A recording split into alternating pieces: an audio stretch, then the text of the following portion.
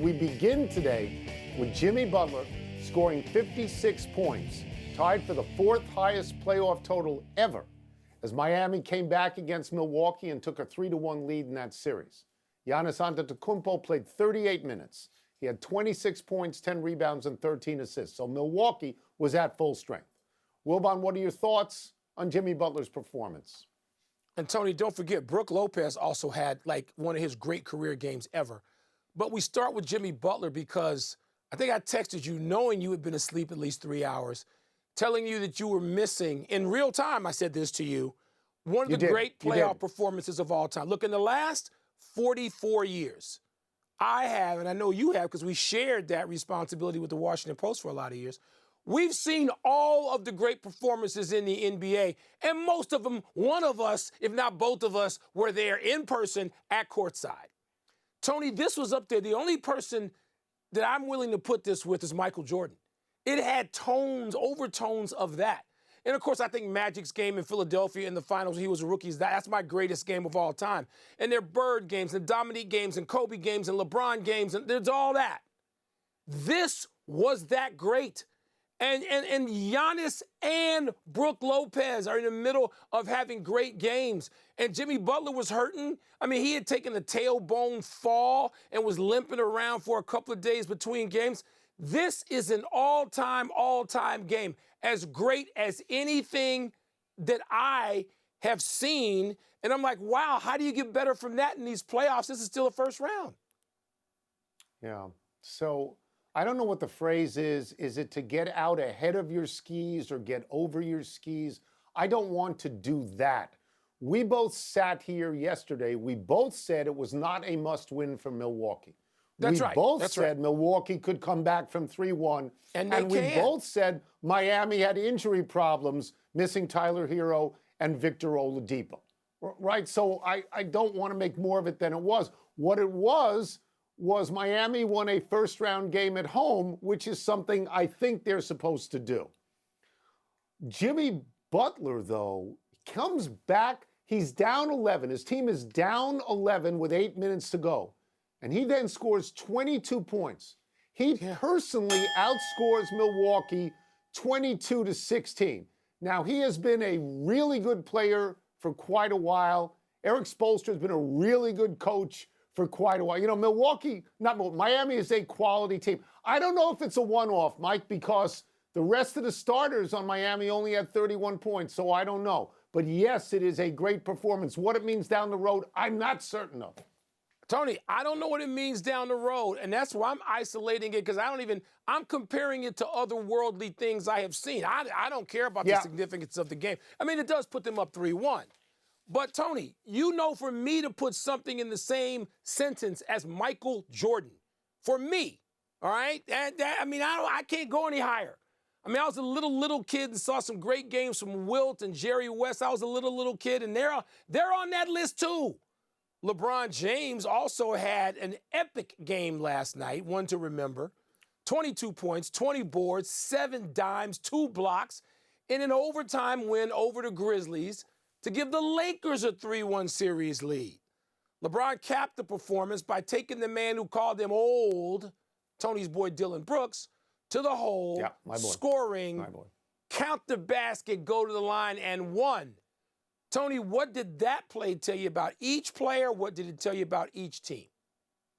Okay, so first of all, it's karma. Because Dylan Brooks was opening his fat yap about how old LeBron was. And LeBron is old. He's 38. He's old in the NBA. But LeBron's eyes lit up when Dylan Brooks came out to guard him late in that circumstance. And he drove right by him, and he got the basket that is the game-clinching basket. You don't think he knew who was guarding him? Because I actually think he knew. I mean, I want to refer to notes for a second.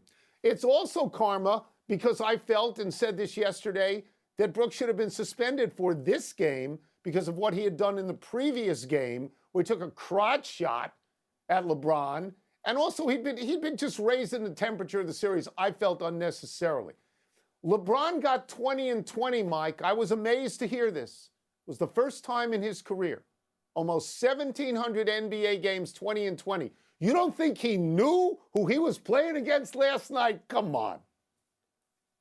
Tony, I do. Of course he did. The greats take it personally. People say, I'm not taking it personally. Yeah, you are taking it personally. Look, for LeBron to have that game at, 200 years old, he's the best player on the court in a series with other great players, some of them under 25. I mean, it's unbelievable that he could outthink everybody, outwork everybody, go to the spots he wants, get the results he wants. He got very little help offensively from Anthony Davis, even though he got some rebounding and defensive help, block shot, even of Ja Morant. But for LeBron to take those two charges from Ja Morant and then afterwards say, I know I can't meet him up here anymore. I gotta be low and get him as he takes off. It just tells you about the consciousness that LeBron has about everything going on the court. It was amazing, Tony. And let me just say this about Memphis. They still don't have the maturity to cash in. They don't. There's an immaturity. There's a greatness physically. They have physicality. They are bold. They are fearless. They are even perhaps courageous. Perhaps that word is usable. Certainly it is for Ja Morant. But they're immature. They still do dumb stuff. I'm not sure about their plan and then their execution of it. And they're not ready to beat the Lakers yet, even though they may be physically more talented. Yeah. And LeBron's the reason. Yeah. He's the difference. Okay, so I wouldn't use the word courageous because they weren't even courageous enough, Ja Morant and Dillon Brooks, to meet the media after the game. No, well, they're not which is that. something that the character. NBA insists. That's character. Right? They don't and seem I to think have much somebody of that. on that team, I think somebody on that team, in the upper echelon of that team, has asked themselves this question. Do we think it's a wise investment to move forward for years and years with these two particular players? I told you a couple of weeks ago that I thought the Lakers would win because I didn't like the way Memphis was coming into this thing with the stuff I had read about Ja Morant's behavioral issues. So I think that's what we're seeing. They're not getting rid of Ja. Those two guys, it won't be Ja Morant who's leaving. No, of course not. We know the other guys leaving. And by the way, physical courage and character are two different things. I haven't seen much evidence of character necessarily from the Memphis Grizzlies. Time to have words with Wilbon. Let's get the first one from the producer over the loudspeaker. Ime Udoka is a blank hire by the Rockets. I'm going to say it's a curious hire. First of all, because when the Raptors fired Nick Nurse, everybody said Udoka was going to go there. Second of all, because the truth is there's a cloud over him at the moment. The Celtics cut ties with him because of inappropriate conduct with a female subordinate, and that's out there. And then he ends up in Houston, and I'm sorry, Houston is the city where Deshaun Watson had scandalously bad behavior with women. I know it's a different team, I know it's a different league, but there's an echo in that to me. Is he a good coach? He's a very good coach. 1 year he gets to the NBA Finals. Should he have a second chance at a job coaching? Yeah, I'm not going to stand in the way, but I'm saying that when you hire him, it goes under more scrutiny than any number of other hires. Yes, Tony, and that would be the case no matter where his second chance is. But to me, it's conflicting because it's Houston, because of Deshaun Watson and the alleged sexual misconduct that he was accused of by so many people. That's right there in Houston, where I'm sure there's got to be a certain emotional feeling from at least a segment, perhaps a large one, of the population, that some of whom were happy to say goodbye to Deshaun Watson and his $230 million guaranteed in Cleveland. And now you got Udoka coming in, who, as a basketball coach, has a reputation of being able to reach young players and get to them and pull out the best in performance, but also has the cloud that you were speaking of. So conflicting. Hard to escape it. Okay. Happy trails to Game 5 for Kawhi Leonard. The Clippers have ruled out their great star out of Game 5 tonight at Phoenix because of continuing problems with his right knee. Leonard has not played since Game 2, and Phoenix now leads the series 3-1.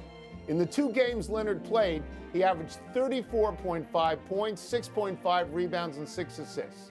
Clippers coach Tyronn Lue said, quote, "We're not talking about he's sitting out because of load management or he's tired or nothing like that. This is an actual thing," unquote. The Clippers' other star, Paul George, has missed the entire series with a knee sprain as well. You know what they say, Mike? The greatest ability is availability. Yeah, and you know what, Tony? It hurts when that availability is compromised by real injury. And going back to 2019, I would say on this show several times, I'm there. People only watch highlights and clips now. I watch the damn games.